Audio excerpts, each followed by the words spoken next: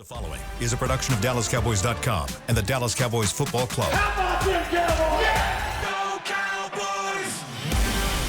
This is the Players Lounge, broadcasting live from Dallas Cowboys World Headquarters at the Star. Now, your hosts, Barry Church, Anthony Dorsett, DeMontre Moore, and Newy Scruggs. Go time, everybody. Hello. It is the Players Lounge brought to you by Aristocrat Gaming. Got three former NFL players in the house. Got Anthony Dorsett here, DeMontre Moore here, Barry Church here. I'm Newy Scruggs. And gentlemen, the Cowboys get ready to take on the Minnesota Vikings, NBC Sunday Night Football at Jerry World. Trayvon Diggs yesterday, we talked about it a little bit, so we heard from Brian Schottenheimer, the defensive coordinator. Matt Eberflus mentioned that Trayvon Diggs did a nice job, but he needs to be more consistent. What's up with all this terminology, man? They need to see more consistency. All this, subliminals, man. Is that saying he up or is he down? We're trying. How do we decode it, baby? I don't understand. Like that. This is what I don't understand. Like, who on this defense outside of Quentin Williams has been consistent? Like, who has been like out and Kenny Clark? I'll give him and Kenny Clark. Besides them two, who's been out here like, you know what? That's what we need every down in and down out. I don't see anybody on this defense outside of those two that has been that consistent. So for me, what's the holdup? You might not see consistency, but you see splashes. You see what they say, don't go chasing waterfalls, but at least you still get some raindrops in Deron Bland. So, look, at the end of the day, man, head coaches use the terminology, the defensive coordinators use the terminology. So somewhere along the way, there's an issue. There's an issue for sure. Because nobody's saying, man, hey, can't wait to have him back. We got two good receivers in Minnesota. We need one of our better corners in the league, a guy who's been a stalwart. I mean, Jerry had no problem talking about, hey, man, I'm paying you all this money. I need to show you a can. Now we're not hearing that. I mean, we don't hear nothing. So hey, man, we consistency. What was the word that we've been talking about this week? Culture. Culture. Yeah, culture. Might not be a culture change. So is Diggs good for the culture of the team at this point? Or young Trey said foundation. Remember, that was his word. Foundation. I told you, I said there's a foundation here. There has not been a culture change, but the things are shifting. We know those where you be like, hey, this next year is going to be different. And you're seeing it right now, like with Shotty coming out here, like, he's not bad-mouthing his player. That's what a good head coach is supposed to do. He's not going to sit here and say what's going on in the house. But what he is going to say is like, hey, do these things. Okay. What is the foundation? The foundation is a good head coach that's not taking BS and letting you know that we're not just putting people out here that got the contracts. Not taking BS. Foundation. And mind you, this is a different head coach. This isn't a Mike McCarthy. This isn't a Jason Garrett. This is somebody that actually has enthusiasm and a leader amongst men, which is what we said they need. Mm-hmm. That's the foundation as far as you having a head coach. I'm going to push back on that. Okay. Jason Garrett? No, I was no disrespect. He had enthusiasm. No disrespect to JG. He had enthusiasm. I respect him. He's on them t-shirts. Man, keep going. See, he been there. Anyway, I was just about to say. Anyways, so every year y'all said he was shiesty behind the scenes. Every year, hey, that ain't me. I didn't say that. How many t-shirts you still got? Shiesty behind the scenes. I got three. I got the Yeti. I was just backpack. Nah. Hey, while he messing around, I still got my Yeti cup. That was a great Yeti cup. It was fire. Put the coffee in it. That's it. Everything goes for different strokes, different folks. But anyways, back to it. You got you a great head coach. You got Dak Prescott. Not taking BS. What else is the foundation? I need the foundational pieces here. The foundation. Number one passing offense got to be part of the foundation. Exactly. QB, Dak Prescott, foundation. Mm-hmm. Three-headed horsemen over there. Quentin Williams, Kenny Clark, and then Osa locked up. With those guys, and then you have Solomon Thomas as well. That's a good foundational piece right there, bringing those guys in. You already know who your defensive coordinator is. These coaches, Jerry has already said is going to be back here. We know what Jerry is in the owner. Those are foundational pieces moving forward. Can you build off of that? Like, there's been sparks and flashes that got you saying 10 wins. 10 wins, baby. Do you not? So that's why I'm saying the foundation is there. And there, Jerry even has said it before he even got the players that he traded. Like, and this is where we don't give Jerry Jones enough kudos. We make jokes and say, hey, you find out on Tuesday. But he told you, we're not one player away. Like, this isn't going to happen, but there's some stuff that's happening, and it has been happening. He's getting the foundation there, and he's giving the carpenter his tools. Are you confident enough to say that Diggs is not one of the top 3 corners on this team? Right now, no. Healthy, yes. But if he's to say he's back, he's not back though, because guess what? He's still on IR. He hasn't been back since he showed up. When he came in here, yes, he was backing off the PUP list, but that wasn't the same Trayvon Diggs that you've seen in years prior. So the Diggs now is not the top 3 corner on this team. Healthy, yes. Not healthy, no. Based off of what we saw in the beginning of the season, there's no difference in Diggs play than anybody else that we've seen play this year at the cornerback position. They've all given up big plays. Mm-hmm. They've all had some type of communication errors. And for him to be that guy as he's supposed to be in the building, like, you would think that his I guess you could say, window of making mistakes and not being part of what the culture shift should be, I guess you could say, a little bit less than what we're seeing with these young guys, okay? He wasn't playing, like, period. Like, regardless if he was not 100% healthy or whatever it was, his play was not that much better than anybody else's play that we've seen thus far. Now, but I will say this, those guys that we're talking about, the young guys that have gone in while Diggs has been out, had the fortune of playing behind a much better defensive line than what Diggs has seen in the first couple weeks of the season. Like that, and we both know we play in the secondary. That's huge. When you got a good pass rush and somebody that can get the quarterback off the spot. Now, these young guys, they're playing well. Like they're coming along. But in my opinion, their play has not been that much significantly better than what Diggs can provide you right now. Is it talent or technique? So was Diggs' technique up to par? No, he was. Yeah, his technique was bad. His technique was bad. But what do the coaches always say? When your talent level, you're going to take a little bit more of this. When the other stuff starts to outweigh this and that, like, what are we going to do? We're not going to put you out there. And I'm not necessarily saying headaches on or off the field, but like. Intended. Cowboys. But what I'm going to say is, as far as him, what everybody knows, he said out there in the media, like saying, hey, maybe we need to switch it up from the calls being so long to being short and stuff like that. You have a young dog that is just as comparable, if not play better, because some of those guys have turnovers under their belt. Some of those guys have TFL. Who? Nobody has caught a pick? Who, like corner wise? Who's caught a pick? Our safety. Did I make a mistake on that? Did I make a mistake on that? I'm talking about the corner that has a pick at this point. I'm talking about secondary. I believe so. Yeah. Okay, so but still they made plays. So I have seen something. That's what I'm trying to get. Like, what are these plays? Like, that's what I'm like. These guys are out here making I haven't plays. seen They're them. doing these things, but what have they been doing? They've been doing. They're younger. The mouth doesn't come with it, and you're cheaper. So why not play him early? But he's talking about the proof. That's what I'm saying. Like, where's the proof that where's the essence to all this? Like, where's the essence is that, hey, when we did have you in there, when you said you were healthy and you were ready to get out there, what do we all say? Don't get out there and put yourself in a bad light. The times you've been out there, it's been bombs over Baghdad. With guys, everybody in that secondary. It's not just everybody in that secondary has been bombs over Baghdad. Everybody, but we've also seen that secondary be good, and only one piece really changed on that. You got rid of you let go of Elam. He's not out there no more. Diggs aren't out there, but then hey, we seen that other rotation and foundation. They look good. Bridges and Bland. Those are your interceptors. And so what I'm saying is, when Diggs had an interception, but he got called back on a defensive play. But Bland's got a pick. And Bridges got one in Denver. And so those are your corners. We're talking about something that we all know is not what the situation is here.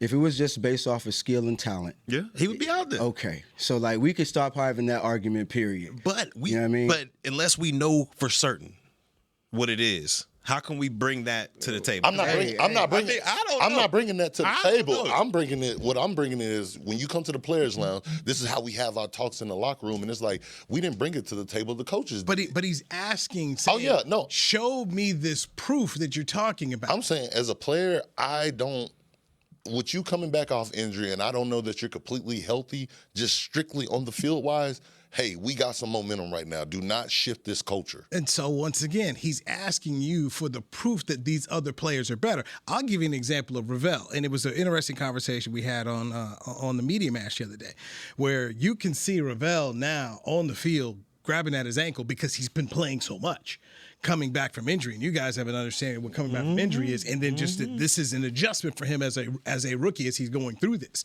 And so if this is the case where, maybe you have to cut on some of his reps, do you go play Diggs to say, we trying to make the playoffs? Yeah, some of your stuff I don't like, get it consistent and cleaned up. But they going to need this dude for 4 games down the stretch someplace because they're not that good. They can say, hey, bro. They won 3 games without him. No. And don't get me wrong. That's 3. And then the 4th game came and they got blowed out. How many games has he played in? He ain't played in many of them. But what I'm saying is right now, at this point in time, you got 4, you got to get all 4. Oh, yeah. Especially This is for true. you. Exactly. My thing with Revel is this. He hasn't played. He was injured. And as you talk about getting up to speed, the last dudes he covered before he started playing was in college. This is a whole different league here. So it's just going to take some adjustment and some time. You know what I mean? And regardless of whatever the situation was the first few games that he played, that he wasn't exposed or didn't make a mistake or whatever the case may be, it's going to happen. So at this point here, we're talking about getting Diggs on the field and we're talking about Revel being hurt or just not playing as well. But it boils down to more so than anything it has nothing to do with the play on the field. All right. It has something to do with what's going on in the locker room, obviously, what's going on in meetings and everything else like that, and what goes on the sideline.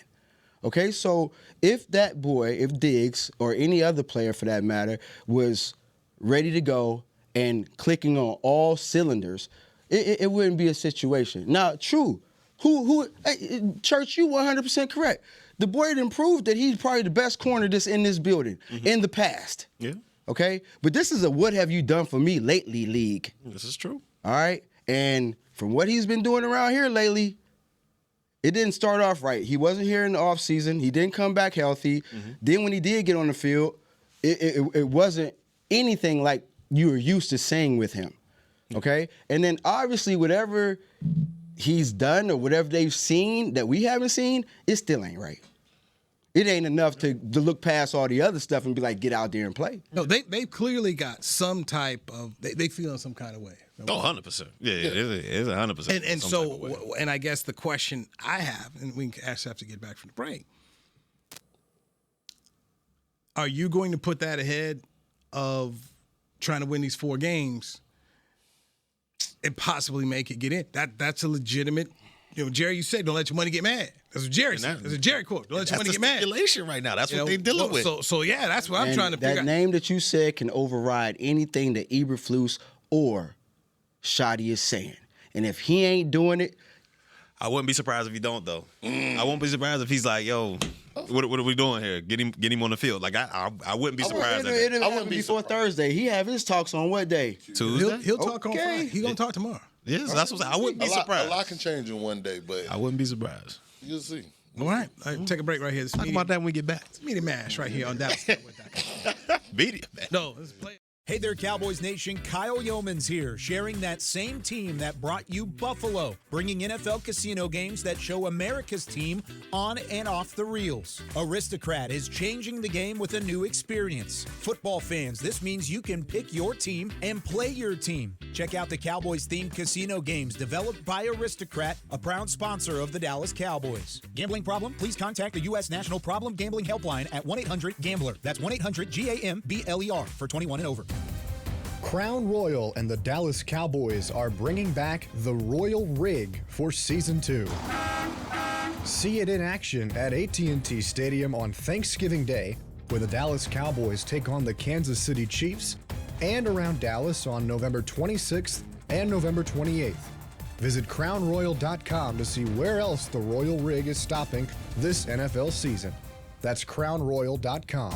Please drink responsibly. It's the official men's skincare brand of the Dallas Cowboys, Jack Black. And right now, Cowboys fans can get 15% off their $75 order. Plus, because every deal needs a playmaker, your order will include a free 5-piece skincare set and free shipping. The Jack Black Playmaker is 4 of Jack's favorites and a full-sized intense therapy lip balm. Make a play for the Playmaker at getjackblack.com/Cowboys with the code CowboysVIP. That's getjackblack.com/Cowboys with the code CowboysVIP. Returning for the 2025 NFL season, Boss reunites with the Dallas Cowboys to drop the next chapter of their iconic collaboration. The Boss Cowboys collection fuses fashion and football once again, capturing the fearless spirit of what it means to be your own boss. Just in time for kickoff, gear up in standout styles that show your team pride with a bold edge. Available now at nflshop.com/HugoBoss, HugoBoss.com, and Boss retail stores. # be your own boss.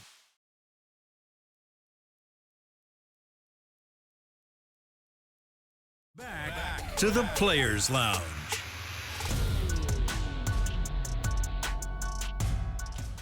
Cowboys Nation, Tom Gibson has been named your 2025 Dallas Cowboys Fan of the Year, presented by Captain Morgan. For his dedication to the team, spicing up the game, you hear, making it spicy. Vote for Tom to be named the ultimate NFL Fan of the Year at NFL.com/Fan of the Year. You heard it right. Vote for Tom Gibson. Well done, Trey. Well Gibson, done. making it spicy. Boy, making the game spicy, boy. hey, we in Dallas. Players Lounge brought to you by Aristocrat Gaming, Barry Church, Trey Moore, Anthony Dorsett. Players Lounge. Drugs. Players Lounge brought to you by Aristocrat Gaming. Media man. Come on, man. He already on the PJ. What he say? You know how some teams be like, hey, we in Cancun already. 1, 2, 3 Cancun. Mini Mash coming up today in the 3 o'clock hour, so make sure you tuning in. Ed Werder's going to join us here. So Ed, y'all got Ed coming in, on huh? Thursdays. Ooh. Ed on Thursdays. So. I'll ask you after the break, because I'm like, wait a second. Ed, that's another conversation for another day.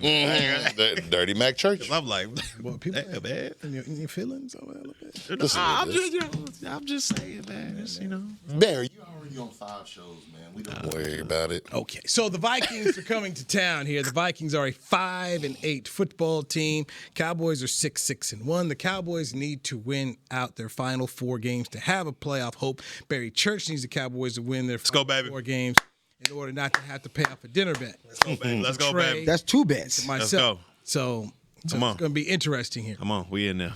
We in there, baby. Turnover margin. How about this? The Cowboys are 29th. Yep. Vikings up there. The Vikings are worse. Really? They're third first. -12. Dang. I thought they was up there. So, brother, opportunities. What's their record? Telling me their record again. 5-8. So, Hey, man. come on. That's cool. Bro, I'm not cheering for them. I'm just saying. I'm encouraged about my dinner. My little brother Isaiah Rodgers played for the Vikings. You know, they up there. he got a couple picks. Nah, Isaiah got pick 6 on this year. What you talking about? Well, you said they up there, bro. Hey, all I know is what I report on my little brother. I bet you Isaiah Rodgers Camardi is getting busy. You want to look up them numbers? Oh, man. Yeah, go ahead. What are the numbers? First player in NFL history to have a pick 6, a kickoff return, and a fumble recovery in one game? Oh, okay. Busy this year. That happened this year. How many weeks has been playing? It don't matter. It don't matter. How many years have the NFL been established and that happened? One game. No, because he's been doing this multiple games. But I apologize. I made a mistake. Easy. I said I was wrong. I have no problem on it, though. I have no problem with it. This is what you do, man. This is what you do. I didn't double down. You double down on it. I didn't double down. Get caught, and then you go, but he's still been doing it. And we've got the numbers. I said he did. I didn't say the team. I said I thought the team was getting busy.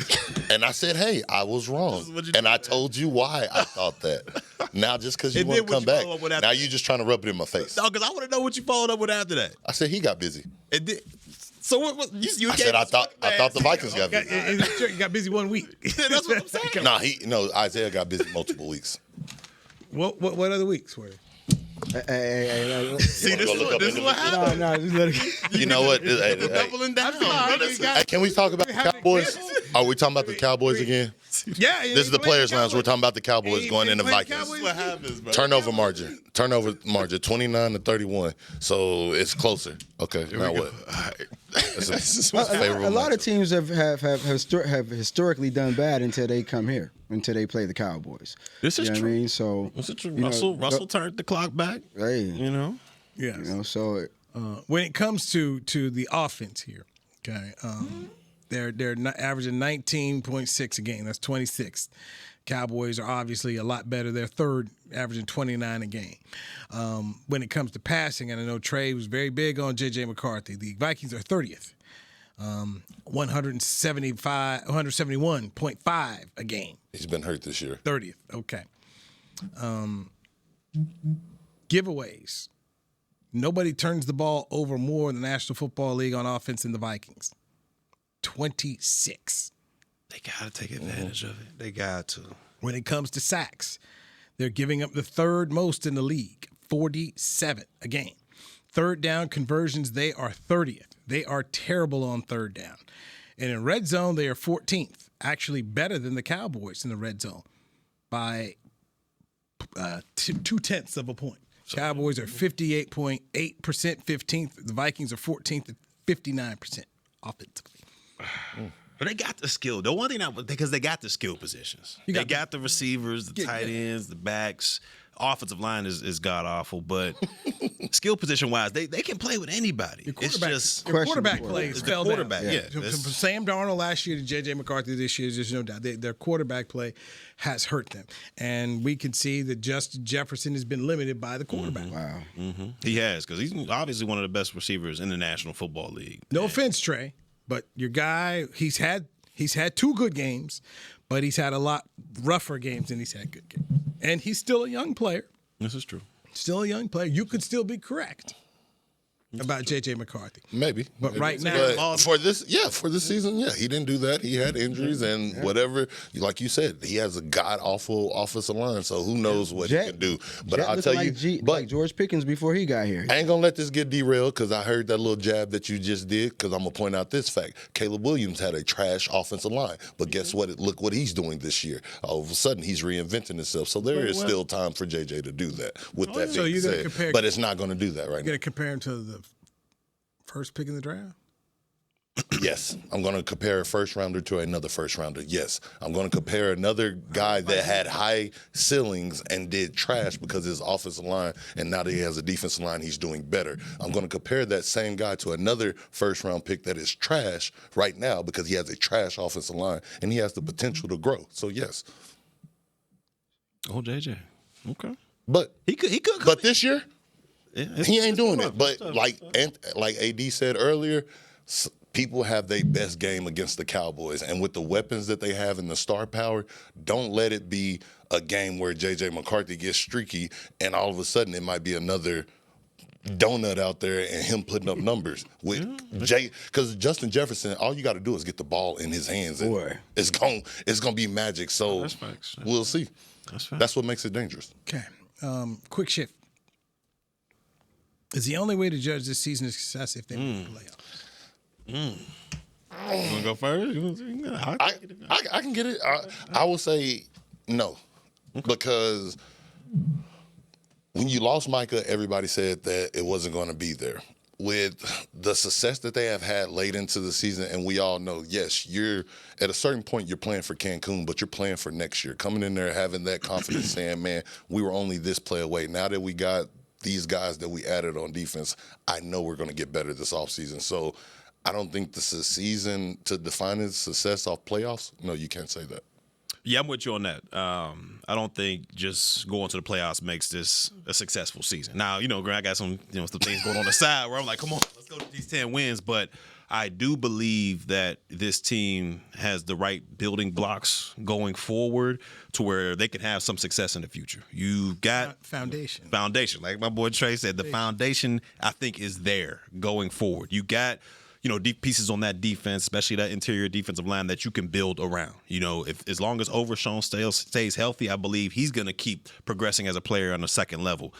The secondary, you're going to have to find some pieces, whether it's in the safeties or the corners. You're going to have to find some more pieces out there because as we've seen this year, secondary just hasn't been as consistent as what, we've seen in past years. So then you're going to have to find some pieces over there. But offensively, when you look at it, you got all the staple pieces. I mean, I believe you're going to, get healthier on the offensive line. You got some great pieces there. And if they're able to keep George, I mean, you got a dynamic duo that could take over the league for the next, foreseeable future. So I do believe you have the building blocks going forward. It would love to get 10 wins and make the playoffs, but I don't think that's necessary to say, you know what, we got what we need going forward, especially with the coach as well. I mean, he's starting to build that whole culture here. I don't want to agree, but I am definitely going to agree, all right? Because, one of the things about it, anytime you have a shift in coaches, and I think that with this team, it is still kind of a young team with some of the players that are on there.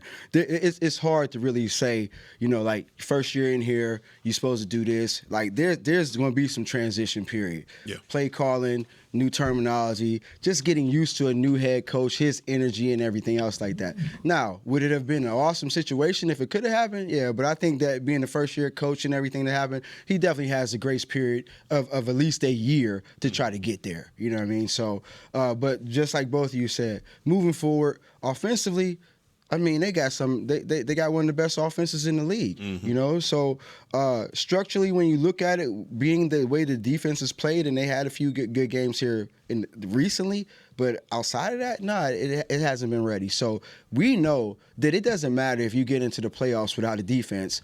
Yeah. It ain't going to benefit you at all. You just got there. Yeah. All right? If you want to get there, you want to get there, and you want to go through there. And without a defense, it wasn't going to help them. So they got some grace time this year. And like you guys said, no, it's not all bad because we've actually seen some positive movement. What you think, Noah? Yeah, you can go there real quick if you want. I was going to ask AD because you've been to the pinnacle. You've been to 2 Super Bowls, right? Mm-hmm. So, when you guys were, going through your season or whatever the case may be, what kind of galvanized y'all to go on that run? Okay, so this is something that I'm glad you brought it up. Okay, so when you look at the structure of the offense, the offense is clicking. Okay, yeah. So one of the things, and each team, each defense that I was a part of, we took accountability amongst ourselves. Okay, so we already know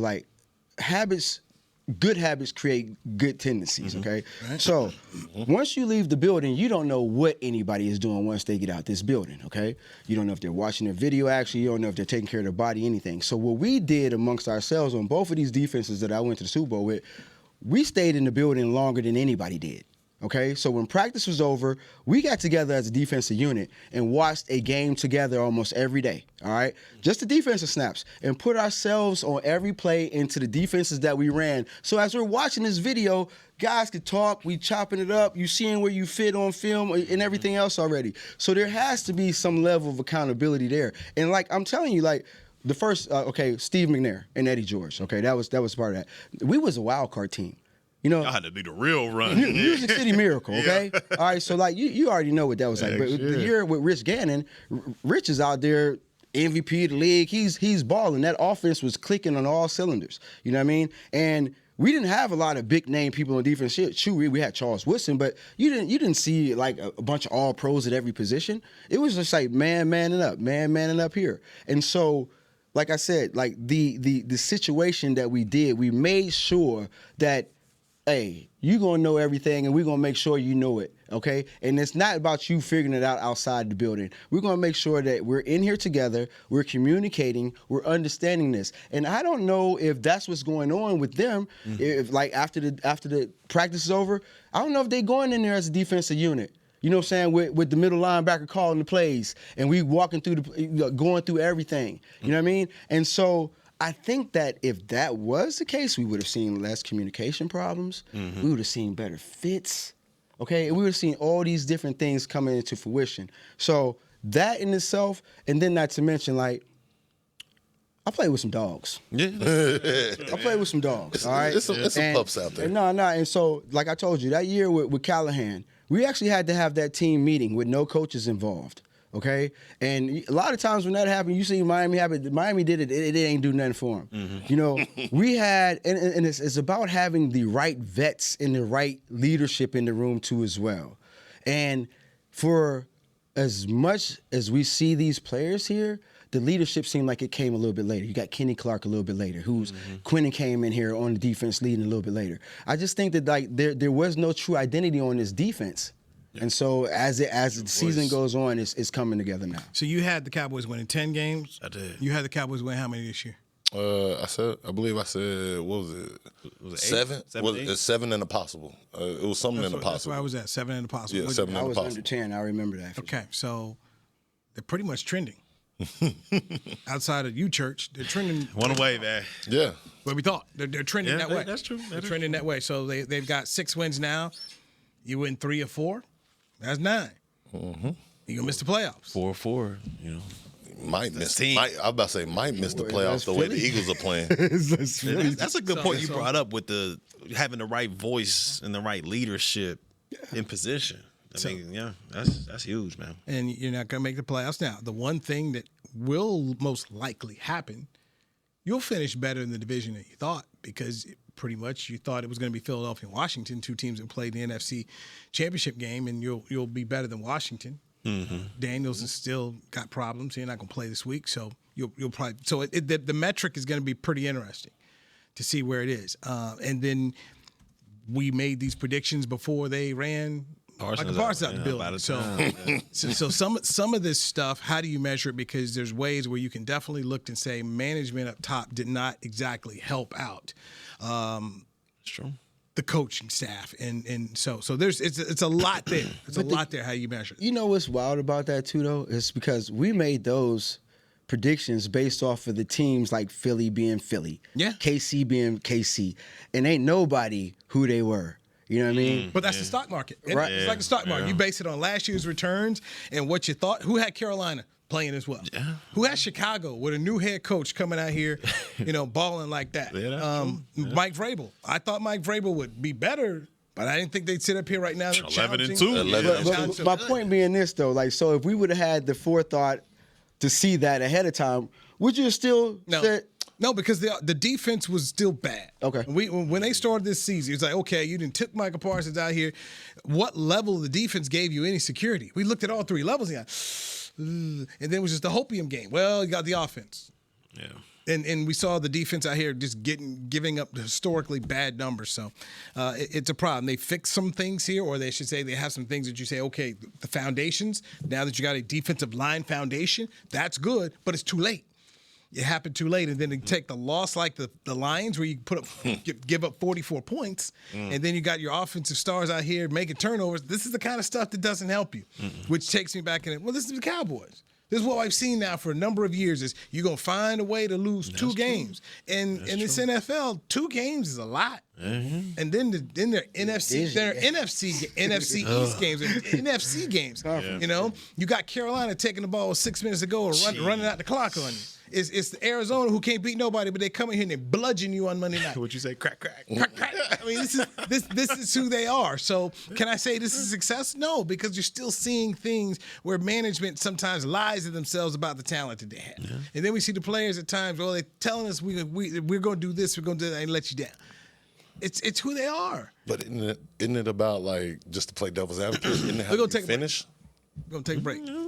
Let's stay right there. All straight, baby. Is it how you finish? Trey with the silver lining. Let's get into that next right here on this is the Players Lounge. No, not again. He did that on purpose. He had to. Oh, my goodness. Life is a workout, and Smoothie King is here to help you power through. Whether you're maxing out overhead presses, pushing through chest flies, or being the hero your golden retriever needs to carry them over that scary bridge, Smoothie King has the fuel to help you go all out. Build muscle and boost your recovery with 45 grams of protein, 0 grams of added sugar, and delicious customizable ingredients in the Gladiator Smoothie. Available in chocolate, strawberry, and vanilla. Only at Smoothie King. Hey there, Cowboys Nation. Kyle Yeomans here, sharing that same team that brought you Buffalo, bringing NFL casino games that show America's team on and off the reels. Aristocrat is changing the game with a new experience. Football fans, this means you can pick your team and play your team. Check out the Cowboys-themed casino games developed by Aristocrat, a proud sponsor of the Dallas Cowboys. Gambling problem? Please contact the U.S. National Problem Gambling Helpline at 1-800-GAMBLER. That's 1-800-GAMBLER for 21 and over. It's game day at Raising Cane's. If you want to order like a champ, It's the action off the field you need to focus on. The only play you're running is chicken. So what combo are you picking? Make it a perfect season. We've got tailgates of hand-battered, cooked-to-order chicken fingers and cane sauce, and jugs of freshly made tea and lemonade. All available to order online or on our app. This season is about to be unbeatable. Raising Cane's Chicken Fingers, one love.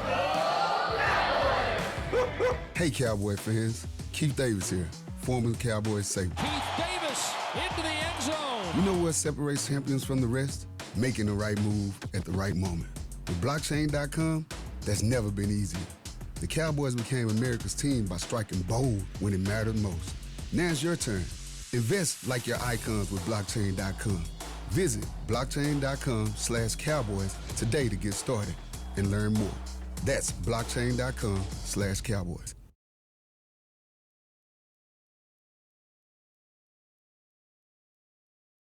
Back to the Players Lounge. Celebrate the season at the Cowboys Christmas Extravaganza, powered by Reliant at the Star in Frisco. Join us every Friday through Saturday night from now through December 20th for an electrifying holiday performance. For details, visit thestardistrict.com. Thank you. Good job. Moore. All right. Stumbled but got back. On point. Love it. Love it. DeMontre Moore, former Dallas Cowboy. You got Barry Church, former Dallas Cowboy. Anthony Dorsett, former NFL player. His dad, former Dallas Cowboy, Hall of Famer Tony Dorsett. I'm Yes, sir. Scruggs. This is the Players Lounge, brought to you by Aristocrat Gaming. Yeah, it is. I'll be doing the media match later on today. I'm double dipping in the podcast. Ain't no more advertising for nothing else. Exactly. Do we get some Players Lounge on the media match? Exactly. Ain't nothing about no Players Lounge. I'm going to be watching the media match, and we better get a shout out. I mention you guys all the time. I talk about, hey, we bring a conversation that we've had on the Players Lounge, and I'll bring it to the media. It's like, hey, we this is what we were saying over here. Okay. Man. So I mean, listeners, y'all be in this comments pretty active. Somebody shouted out, AD's Godfather shirt. Y'all watch the media match, and if he don't shout out the Players Lounge, we're going to be talking to Nui later on today. Viewers, please help us. Don't worry. I'll shout you out, Trey. Yeah. Mob movie? I don't know. Huh? I'm trying to think if that was the best mob movie. Don't start this, because y'all already had the Eddie Murphy and Harlem Nights. That's true. Yeah, I digress. But Godfather pretty good, man. It's the standard. Yeah. It is the Pretty standard. good. It's the standard. They had some good ones. That, what was it, Casino? I mean, think about it. That movie was done in the 70s. Yeah. Oh, was it Goodfellas? Really? Good. Which one? Goodfellas was good. Yeah. Goodfellas is a good movie. Good movie. Yeah. But see, even if you're thinking of those movies, it's like The Godfather's a blueprint. Oh, yeah. And you trying to it's like a Bill Walsh offense. You're trying to take a little bit from here, but you taking from that's what it is. And if you can, and if anybody tells you, well, it's good like The Godfather, or it's that kind of quality, and then of course the acting. Look at the actors. Hey, Look who they had in there, too. Yeah, that was Hey, young Pacino. young. Yeah, you know. Young Pacino. So Al Pacino, Marlon Brando, Robert De Niro. Joe Pesci was that, or he was a good fella? No, he's a good fella. The good fella. Robert Duvall, one of the great character actors in the history of cinema. I mean, Robert Duvall is a fantastic actor. Hey, Duvall played in Colors, too, didn't he? That's the dude. No, that's Paul Newman. Oh, yeah, okay. Colors was Duvall and Sean Penn. Papa Bull, Baby Bull. Yeah. Yes. So in case you didn't know who, I was trying to I was like, put it together for me, because I'm bring people into who he was. I know a lot of people have seen Colors. Appreciate that. Yeah. No, Robert Duvall, yes. Yeah, he played the cop there. No, Robert Duvall is a sensational character actor here. But Diane Keaton, who recently passed away, played Al Pacino's wife. And I mean, just Talia Shire was in the, who played Adrian and Rocky. She was in The Godfather. Hey, your boy done did the independent film too. Go ahead. I got one under my belt. Yeah, it was low budget. Low budget. Independent. Tubi worthy? Yeah, but better than Tubi? Yeah. Hey, Tubi got some bangers on it, man. But I got one. It's called Losing Faith. Y'all look for it out there. Go check it out. Let me put that get his streams up. Go ahead, man. Hey, all right. While we at it, follow me on Instagram, DeMonster98. Everybody want to get shout outs. Man of many talents. Hey, bro, you ain't know, bro. I ain't know that. Mr. Smooth over there. Mr. Smooth. Okay. Here we go. Look at that. Hey, it's a funny movie too, yo. See, Y'all go crack up. He related to everybody. Like, All right. I just want to be like him, man. Losing faith. All right, I have to add Put that on there. My dad told me I was Is a it on well-rounded young man. What streaming channel can I check it out? Is that one of them? I don't know if it's streaming. It's low. When I say low, We can find it on YouTube. Don't worry. Yeah, hey, I'm gonna go find it and I'm gonna put it in the group chat. Don't worry about it. They gonna have it. Hey, I see y'all here. I see you. yeah. Did you check out the Stuart Scott 30 for 30 last night? I did. I did not. And I didn't realize it was, I forget the brothers or the gentleman's name that started the ESPN2, and kind of Stuart Scott was like kind of the, here we're going to throw it to Stu real quick. Keith Olbermann. Yeah. And then he ended up going back to ESPN, and that's when Stewart took over. But I had no idea, man. He was, a talented dude, man. Cool dude, man. I actually had an opportunity. We talk about all the time. My cousin's Lisa Salter, so she's been with ESPN for a number of years, and I had the opportunity to hang out with Stu a couple times. I actually had him over at the house. Awesome dude. Awesome. He's a regular guy. Man. Yeah, for real. He was a regular. I see how you tried to throw that in there. I had him over to the crib. Stuart Scott, like he ain't just a big thing. Yeah, no, like he is that guy. He is and was. So exactly. That's what I'm saying. That's dope. I'm just saying, like that guy that y'all saw on TV, he was as genuine as you could ever imagine, man. Awesome dude. Yeah. It was really fun for me to watch because Stewart started and played. My first job was in Florence, Myrtle Beach, South Carolina. He worked at Channel 15 in South Carolina. I worked at Channel 13. But Stu's older than me by about 4 or 5 years. Mm-hmm. And so I would go these places that Stu had already went. Mm-hmm. And so South Carolina, boom. Then he was in WRAL TV up in Raleigh. He was a Carolina guy too. So, so you see these places where Stu had been. And I remember when he started ESPN2, I was working in Austin. Like, oh, man, look at that. And so there were very few black people at the time. Mm-hmm. Eric Clemens. People forget about Eric Clemens, but Eric Clemens' dark-skinned brother was at ESPN for a while. And then you had Mike Tirico, and you had John Saunders, and Stu came in there with a different way. And to watch Stu do it, and when they talk in that documentary about what he went through, when you do it your way, I know the phone calls. When you say, oh, yeah, I got that phone call, heard that, you know it. And so for Stu to go through it and what he did was just really awesome, that he laid it for other people because other people had laid it for him. And then that response, Stu felt the responsibility and he would help other people. And that was a good thing about him, which was also upsetting yesterday as I watched Sharon Moore set his career on fire of all the people who you were letting down, people who laid foundations to allow you to get this type of job, and that you do something that's just so selfish. He was the first black Michigan head coach, right? In football. In football, you had Juwan Howard there before in basketball, but just when guys, just so people understand, when you're a coach of a program, when you go, everybody else go too. Oh man, yeah. So one of my boys, Van Malone, was the assistant. That's my dog. Van, assistant head coach at Kansas State. He was there with Chris Kleiman. Chris Kleiman retires. Van doesn't have a job anymore because Colin Klein has come in here bring his own, and he's brought his own people, despite coaching with Colin Klein. They coached together at K-State before he went down to A&M. He didn't have a job.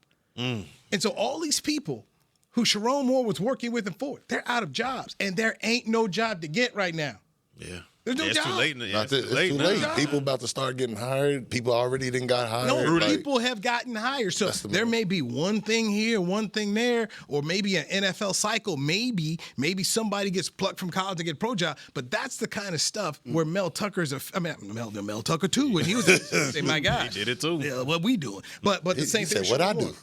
That whole thing of, man, you've got these people, man, that you are responsible for. And so now what do they go? Yeah. Their kids are now wondering, Dads, what are we going to do? They got mortgage. They got and the GAs, these guys who are needing these jobs and count on, I'm going to go get school next semester. Yeah, it's awful. So their contracts are handled just like his. It's done. Well, most likely. Depending on how your contract is set up. Mm-hmm. Yeah, maybe you get to go home and not get paid, but got no job. It's a very interesting thing. But most of all, your life, the life you thought you had at this point in time as a coach, you're believing, and you're you guys know because you were all recruited. Yeah. You're out here recruit. You're thinking about 26. Yeah. and they've got a bowl game against Texas, by the way. You got the portal about to open. So you're already here in deep, man. You went deep in the coaching thing. Last thing you're thinking about is, do I need to move? Do I need to go? Because if you get to a place like Michigan, you feel like you've made it as a coach. Yeah. As assistant, hey, man, we're at Michigan. They're getting good money. You're at a good place. He still had he was still under contract. And now it's all gone. And then he did it to you. It's selfish.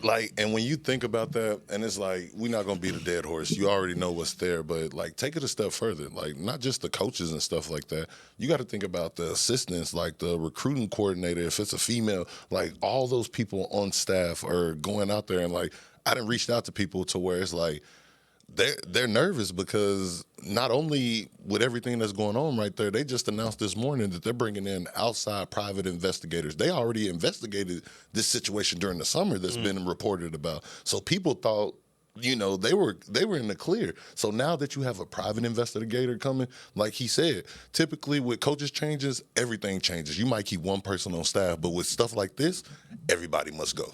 Wow.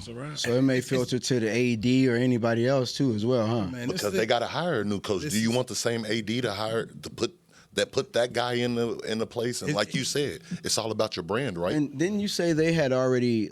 Was that you, or was that one of y'all said they had already knew about it like a while ago, and they, there were accusations. Or so tweets the about latest reporting from a guy I trust who's written several books. I think it was John Bacon, but he said it was out there. They investigated both parties. The coach and the staffer said nothing happened, but then the staffer went up to Michigan and said, "Here are the texts. Here's the proof." And then that's when they had what they needed to go ahead and fire him. When you say staffer, are you talking about the young lady? Yes. Yeah, but the guy that he's talking about, he said that this morning, actually literally driving in when we came in. He was on the radio. He's a longtime reporter, just did a book and stuff like that. And so he's very connected. That's John Bacon. Yeah. Yes. I've had John on several shows and read his book. So he knows, but yes. But once again, all those people are in trouble. One of my buddies, Willie Pyle, former corner here for the Cowboys, his son is going and signed with Michigan. Is he still signing with him? Or did he already sign because National Signing Day just passed? Right. He's supposed to be going to Ann Arbor in a couple weeks. He's going up in the first in January. He's going. That's what he's supposed to do. So now they're in limbo. And so my conversation to his mom, I was like, so, what were your other choices? And they said, Oklahoma, and then it was Penn State with Franklin. But Franklin's now at Virginia Tech, but Willie played at Virginia Tech. Yeah. So they have to sit up here and look at their options because, look, you don't know who's coming in. And that's why I say the part for me that's so upsetting about what Sharon Moore did and so selfish is, look what you're now affecting people's lives, man. These jobs are so coveted, man. They're so rare opportunities, especially for black men. And for you to go out here and mess this thing up, and now we just look and see two brothers up here, Michigan State and Michigan, and you're just like, what have you done? Stupid stuff. Hate to see it. I ain't trying to sit up here and say I'm no perfect man because I ain't. Have my own issues and problems, but damn, bruh. That's bad. You worked your whole life for this, and you set it on fire? Yeah, man, he just made Harbaugh and that, because Harbaugh basically spoon-fed him that opportunity. Let me tell you something. You start to look at all them dudes Harbaugh done brought in there. Somebody be looking at him like, they don't need to bring nobody else from his tree. that fruit ain't good. So you ain't pruning that. That fruit be going spoiled on you. You had the Connor Stallions dude cheating. They mentioned one guy with him out there. That guy got a show cause. So, hey, we can bring him back to the court. No, ain't about bringing him back. No, bro, you need to move on from them dudes. Hey, thank you, appreciate the champion. But sure you ain't did, huh? Yeah, I don't know how much investigating they really want to know. Keep finding out more, man. This thing is dirty, man. I heard John Gruden wanted to get back into John Gruden football. Want to do anything, right? He just want to be on TV. He wants somebody to talk to him. Come on, you a Gruden hater? You a Gruden hater? Yeah, me and Keyshawn have many conversations. Story time. In the show right there. Anthony Dorsett. We got Trey Moore. Got Barry Church. I'm Newey Scruggs. This has been the Players Lounge, brought to you by. There we go. Stick around for the media match later on. Goodbye. This has been a production of DallasCowboys.com and the Dallas Cowboys Football Club. How about this, Cowboys? Yeah!